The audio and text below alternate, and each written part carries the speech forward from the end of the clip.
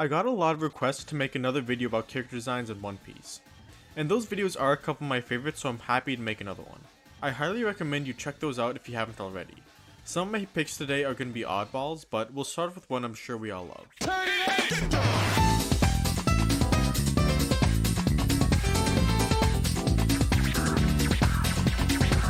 The intent behind the Germa Double 6 designs are so obvious that I'll just speedrun the obvious bits. They're a villain group parodying Super Sentai teams, color-coded raid suits, transformations, even the scarves and ascots. The sci-fi elements highlight the artificiality of their births and the evil militarism element. The swirly eyebrows connect them to their brother Sanji, and the fact that the brows are inverted implies that even though they share Sanji's blood, their values are the opposite of Sanji's. And a detail most weekly readers have picked up on is how Sanji's eyebrows will swap directions when his Germa powers awaken. This, in tandem with the fact that they all have candy colored hair and Sanji's the only one with his parents' natural blonde, only highlights this artificiality. They perfectly fit into the larger themes of Whole Cake. Appearances, and especially appearances of perfection, is an ideal that all the villains strive for. And every bit of perfection in Whole Cake is shown to be artificial, and that applies just as much to the characters as it does to the setting. Vinsmoke's perfect uniform look and lack of emotions is exactly what Judge intended for them, because he's a controlling parent figure. He wants his kids to achieve greatness in exactly the way he wants. And Sanji, his only son with free will and an abundance of passion, is the one who doesn't fit in. They also just look great. I want my own raid suit 10 out of 10. The most subtle thing about the designs is probably the distinction between which of them wear shades and which don't.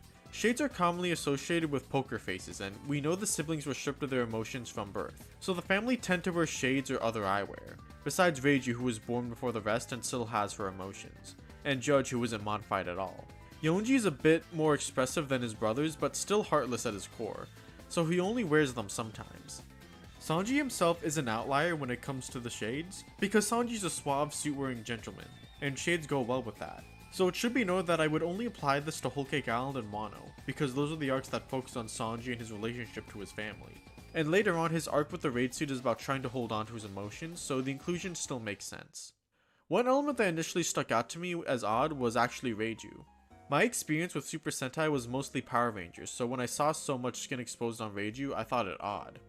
I wrote it off as just a bit of fan service thrown into the mix. Fortunately for me, a Twitter user and fellow YouTuber by the name of Mercury Falcon made a thread about the characters he thought could be the inspirations for the Germa, and I asked him about Reiju's outfit. He told me that she resembles heroines from the Showa era of Tokusatsu, mainly the 70s and 80s.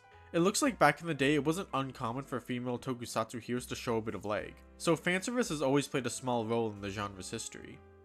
I'll link the original thread in case anyone wants to read through it. I'm no expert, so I'm grateful Mercury Falcon took the time to respond to my comment. Now let's talk about our real villain. You're a mean one. Mr. Wapple, there are termites in your teeth. You're as cuddly as a hippo. Oh, your arc was oh too brief, Mr. Wapple. Wapple is a beautiful man with a wardrobe to match. Considering his status as a corrupt, greedy king, his round body is obviously meant to invoke the idea of a fat cat, a high-ranking member of society who gets to eat good while everyone else starves. And that's further reflected by his devil fruit. His power literally lets him eat anything. And further compounding those ideas is his hippo fur coat. At first glance it looks like a bear, which makes sense, bear skins are pretty common in cold places. But those ears are actually nostrils. It's a fun bit of subversion. A hippo is a good symbol for Wapple considering his big mouth and gluttonous attitude, but it's also hilarious how he wears it while riding on top of another hippo. You gotta wonder how long it'll be until Wapple feels like getting a new fur coat and decides to skin his new ride. It's a comedic way to show his cruelty. Now, realistically speaking, hippos are just as terrifying as bears, maybe more so, but symbolically they don't represent danger as easily. This coat makes Wapple feel like he's failing to intimidate. Despite his size and authority, Wapple is an empty threat. On top of this, Wapple's coat is metal plated. He may not be a big threat, but he can't look too vulnerable either. We have to at least pretend the main villain is somewhat threatening. It also works well with the central metaphor of Drum Island, that being illnesses and declarations of the heart. Wapple's title is Wapple of Tin, which is what his own heart is made out of. In other words, he's a stone-cold killer. As for Wapple's redesign post-time skip, I love how lazy it feels. A black hippo coat, a bit of facial hair, and a villain mask. He's just twice as evil now, and we gotta live with him. With that said, I'm gonna be honest, I don't have any deeper readings for his skinny form. I think it's funny how he has to cannibalize himself to get skinny, but wait a second. It can't be. Corrupt king? Powers revolve around eating things? Monstrous and demonic underlings? Oda, what are you cooking? I don't think it's controversial to say that design-wise, One Piece's female cast falls short of the male cast. I love the looks of Perona, Hiyori, Monette, Brûlé, and Nami in pretty much all of her outfits, but it's rare to have a real standout like Big Mom. But that's not to say she's the only one. Otohime's silhouette is completely unique even 500 chapters later, mostly thanks to her skinny frame, Hagoromo, hairstyle, and completely round head. Her robes with fish scale patterns are full of warm colors, not just because she's a goldfish mermaid, but because she's a thoroughly kind and gentle person. Nothing but warm colors would suit her. It's also notable that she's far more fragile than your average merfolk. What we see of her build is slim, even by female standards. Even Nami has more meat on her bones, I mean come on. I can't speak for everyone, but my image of a goldfish is a pathetic looking children's pet that lives for no longer than a couple weeks. So Otohime similarly being weak looking fits nicely. It also juxtaposes her softer methods with the tiger's action-oriented ones. In general, the royal family were based off of the more ethereal depictions of the Ningyo, which just translates to merfolk from Japanese. Otohime herself is named after a mermaid princess from a folktale. The Hagoromas are something most of us associate with awakened zones in the current story, but they are broadly associated with several Japanese deities. The same can be said with the hair worn by Otohime and her daughter. Known as the double-looped immortal-seeking G, it has a really long history originating in China, but long story short, it's always been associated with court ladies and deities in folklore. Within our story, it's a strong symbol of the royal family status. It's obviously very distinct and sets them apart from common folk. And while we're on the note of hair, Otohime's sun pin has obvious implications given her goals and the larger role the sun plays symbolically in both Fishman Island and the larger story. Even though she and Tiger have vastly different approaches, they're both chasing the sun at the end of the day. Otohime is easily the most Asian looking mermaid in the story. Her long robe is always covering her tail, which most people would associate with Western depictions. In contrast, King Neptune seems far more evocative of Western mermaids, more specifically Poseidon. He's missing the Hagoromo and instead carries a trident and a giant beard with a Western style crown to boot. While the Neptune brothers and Shirahoshi to a degree are a hybrid of the two. One Piece's tendency to put as many elements in one place and have them play off of each other is something many of us have come to love. But it's worth looking at the smaller ways the story does that. This next section is going to focus a lot less on influences and a lot more on less objective topics, like visual storytelling. So bear with me if it drags a bit. I remember back when King was first introduced, I was underwhelmed by his design. There wasn't much personality to see, and sitting next to him was Queen, who looks amazing. But this is part of the setup, I think.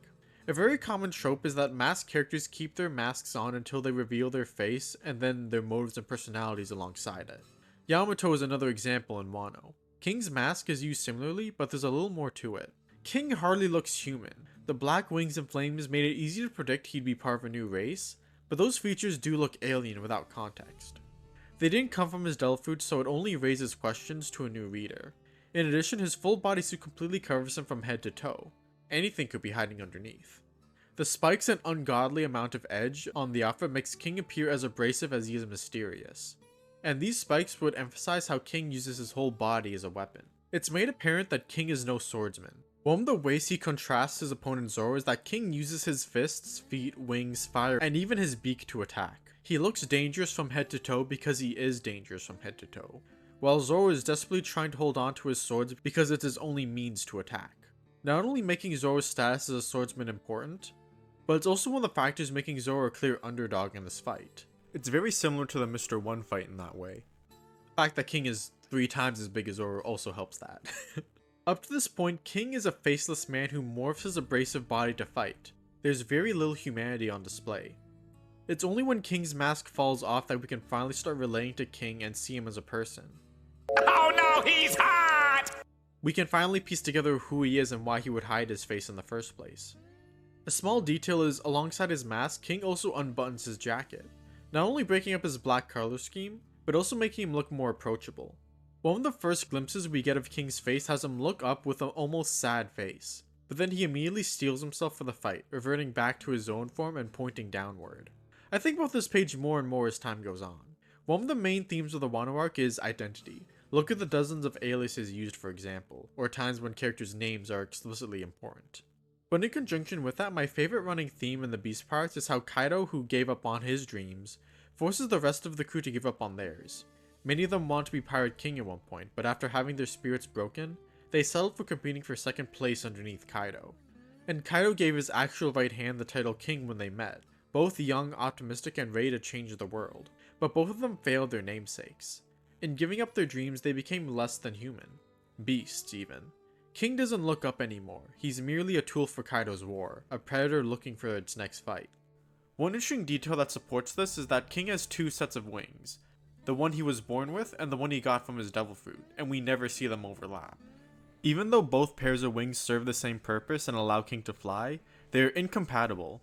His Pteranodon wings end up masking his Lunarian traits as much as his mask does. He no longer expects anything from Kaido, but stands beside him anyway. He hides who he is not just out of practicality, but because metaphorically, he, like the rest of Kaido's crew, suppresses his potential and dreams along with his humanity. Even King's final attack is an imitation of Kaido. He hides who and what he is, and even his fire, the one unique thing about him, is used to imitate Kaido. King is a great foil to Zoro because despite both being subordinate, Zoro refuses to stop chasing his dream and in fact holds Luffy to the standard of fulfilling his own. Luffy wouldn't be a worthy captain of the world's greatest swordsman otherwise, while King hides and contains himself for Kaido's sake. And this is told as much through dialogue as it is through King's design and fighting style. There's a few other routes to dissect King's design, and I want to shout out a couple of channels who have pointed that out to me. Hidden Island's analysis of the fight is a little more out there, but he brings up enough interesting points to create a coherent reading. That being King is drawn to resemble an angel of death. And Hotboy Spicy, who draws parallels between King and Katakuri, their spiky black leather gear and mask being the main point of comparison visually. A link to both videos can be found in the description down below. But anywho, the last character on today's list is also the one whose analysis I'm not completely confident in, but that's partly why I've become so interested in it. So call this a half analysis, half theory, I guess. Sengoku is introduced as the leader of the Marines, and he definitely looks the part. A neatly worn uniform that's heavily decorated, and even a seagull, the very symbol of the Navy, on top of his head. His glasses and clean facial hair give him a mature, professional look. He fits the job description to a T, but there's more to him than that. Sengoku's Buddha form shines brilliantly, but the dark sheen gives an intimidating metallic look to him, like an immovable golden statue. The wider build no doubt a reference to the plumper interpretations of the Buddha. His afro hair is also brilliantly retooled as the Buddha's curls, although instead of simply covering his head, they comedically protrude outward in the shape of an afro. There's a lot of different explanations for these curls. Some sources I found simply say they represent Buddha's levels of wisdom, while others say that they're snails that died on top of his head to protect him from the sun during meditation, which sounds awesome, but I've also seen some claim that story is a hoax, so I'll just settle for it representing wisdom. Meaning that Sengoku's afro might imply he's even more wise than the actual Buddha because he has way more of those curls, which only adds to the comedy, or maybe it would have if I didn't explain the joke. In addition, Sengoku is often seen accompanied by animals, goats, gorillas, and seagulls, much like the actual Buddha who was loved and protected by animals. Even his relationship with Garp has very, very loose parallels with the Buddha's relationship with Wukong. They eventually end up on the same side, but that damn monkey keeps doing whatever he wants. But even though I've been a fan of One Piece for a decade now, I still couldn't quite grab an answer to one question. Why is Sengoku a Buddha at all? And upon thinking about it, I realized I was overthinking it. One Piece loves to reference mythology, but it seldom ever parallels it to a detailed degree. More often, it just uses its characters, symbols, and events as shorthands for broad ideas. Some theory channels love using mythology to try and predict the story, and while that can be fun, it's historically pretty unreliable, so I don't want to predict where Sengoku's character arc will go from here. So I have two readings for Sengoku being a Buddha. They could both apply simultaneously, but I'd love to hear which resonates with you guys most, or if you yourselves have anything to add to this one. Firstly, Sengoku is a darkened version of the Buddhist philosophy. Like the Buddha seeks peace and the ability to be content on the path to nirvana and so on. Therefore, Sengoku's reigning justice, his endorsement of the status quo, is meant to imply he's content with how the world is and how the government runs it. He's okay with Buster Calls and executing Ace for sins of the father and even tries to apply it to Garp. He fights for the government despite the injustice it perpetuates. He's an immovable pillar upholding the whole system. But even he reached his limits eventually. As the story goes on, he becomes less and less okay with how the government does things. After retiring, his waning enthusiasm is illustrated by his new look. The uniform he proudly and neatly wore is now slung over his shoulders as he dresses like he's on vacation. Secondly, Sengoku is a Buddha because the Buddha is a symbol of authority.